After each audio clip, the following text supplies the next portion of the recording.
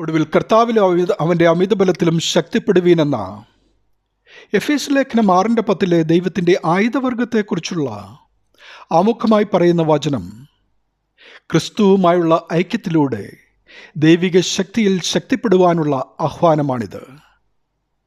അന്ധകാര ശക്തികളുടെ സ്വാധീനമുള്ള ഈ ലോകത്ത് വിശ്വാസികളുടെ ആത്മീയ പരിവർത്തനവും ദൈനംദിനമുള്ള ക്രിസ്തീയ ജീവിതവുമാണ് ഈ വചനത്തിലൂടെ ലക്ഷ്യം വെക്കുന്നത്. കർത്താവിലും അവൻ്റെ അമിതബലത്തിലും ശക്തിപ്പെടുവീനെന്നത് മനുഷ്യരായ നാം സ്വയത്തിൽ ആശ്രയിക്കാതെ ദൈവശക്തിയിലും അവൻ്റെ അമിതബലത്തിലും ആശ്രയിക്കുവാൻ വചനം ഭാഗം ഉപദേശിക്കുന്നു.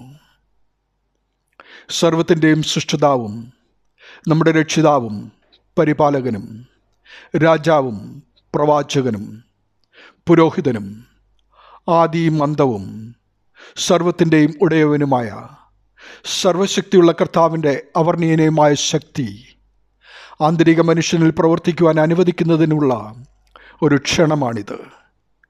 മനുഷ്യൻ്റെ ഇച്ഛാശക്തിക്കും ദിവ്യകൃപയ്ക്കും ഇടയിലുള്ള സഹകരണമാണ് സിനർജി. ശക്തി ദൈവത്തിൽ നിന്നാണ് വരുന്നതെങ്കിലും വിശ്വാസി ഈ ശക്തിയും കവചവും സജീവമായി ധരിക്കേണ്ടതുണ്ട്. കർത്താവിലും അവൻ്റെ അമിതബലത്തിലും കൂടി ലഭിക്കുന്ന ശക്തി മനുഷ്യൻ്റെ ആത്മവിശ്വാസമോ മാനസിക ധൈര്യമോ അല്ല.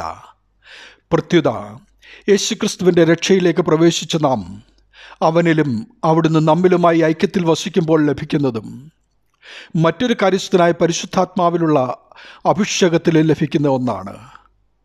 അത് പൗലോസ് അപ്പോസ്തലൻ്റെ ബലഹീനതയിൽ തികഞ്ഞു വന്ന ശക്തിയാണെന്ന് 2 കൊരിന്ത്യർ 12:9.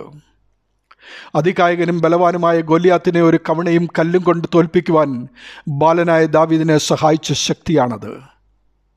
2 ചങ്ങലയാൽ ബന്ധിക്കപ്പെട്ടവനായി 2 പടയാളികളുടെ നടുവിൽ ഉറങ്ങിയായിരുന്ന പത്രോസിനെ കൈമേൽ നിന്നും ചങ്ങലയൂരി ഇരുമ്പ് വാതിൽ തുറന്ന് പുറത്തിറക്കി പട്ടണത്തിലെത്തിച്ച ശക്തിയാണിത്. അപ്പോസ്തല പ്രവൃത്തികൾ 3-ലും 4-ലും പറയുന്ന സുന്ദരമെന്ന ദൈവാലയ ഗോപുരത്തിൽ ഇരുന്നവന് സൗഖ്യം കൊടുത്തതിന് തടവിലാക്കുകയും വിചാരണ ചെയ്യുകയും ചെയ്തപ്പോൾ അവരോട് ഉത്തരം പറയുവാൻ പത്രോസിന് ധൈര്യം കൊടുത്ത പരിശുദ്ധാത്മ ശക്തിയാണത്. ഇങ്ങനെയുള്ള കാര്യങ്ങൾ പുതിയ തലമുറയോട് വിളിച്ചോതുന്നതാണ് സഭയിലെ സെദറാകൾ. പ്രിയമുള്ളവരെ, സ്വന്തം കഴിവിലല്ല ദൈവത്തിൽ ആശ്രയിക്കുക. അമാലേക്യർ സിഗ്ലാഗ് ആക്രമിച്ച് അതിനെ തീ വെച്ച് ചുട്ടുകളഞ്ഞിരിക്കുന്നതും ഭാര്യമാരെയും പുത്രിപുത്രന്മാരെയും അടിമകളാക്കി കൊണ്ടുപോയിരിക്കുന്നതും കണ്ട് ദാവീദ് യഹോവയുടെ അരുളപ്പാടനുസരിച്ച് അമാലേക്യരെ പിന്തുടർന്ന് അവരെ ജയിച്ച് അപഹരിച്ച് കൊണ്ടുപോയിരുന്നതൊക്കെയും വീണ്ടുകൊണ്ട് എല്ലാം മടക്കിക്കൊണ്ടുവരുവാൻ സഹായിച്ച കർത്താവിൻ്റെ ശക്തിയിൽ ആശ്രയിക്കുക. കുടുംബാംഗങ്ങളുടെ സ്വഭാവ ദൂഷ്യത്തെപ്പറ്റിയോ കടഭാരമോ മാനസികമോ ആരോഗ്യ പ്രശ്നങ്ങളോ ജോലി സംബന്ധമായ ബുദ്ധിമുട്ടുകളോ ജപ്തിയോ കേസോ കോടതിയോ ജീവിത പ്രശ്നങ്ങൾ എന്തുമായിക്കൊള്ളട്ടെ, നമ്മെ രക്ഷിച്ച ക്രിസ്തുവിൻ്റെ നാമത്തിൽ അവിടുത്തെ സർവായുധ വർഗ്ഗങ്ങൾ എടുത്ത് പോരാടിക്കൊള്ളുക. പോരാട്ടം മനുഷ്യരോടല്ല എന്നോർത്തുകൊണ്ട് വിശ്വാസിയുടെ ആത്മീയവും ലൗകികവുമായ ന്യായമായ ആവശ്യങ്ങൾക്ക് വേണ്ടി വിജയം വരെയും പോരാടുക. അവിശ്വാസിയാകാതെ വിശ്വാസിയായിരിക്കുക. എത്ര വലിയ തിന്മയും മാറിപ്പോകും.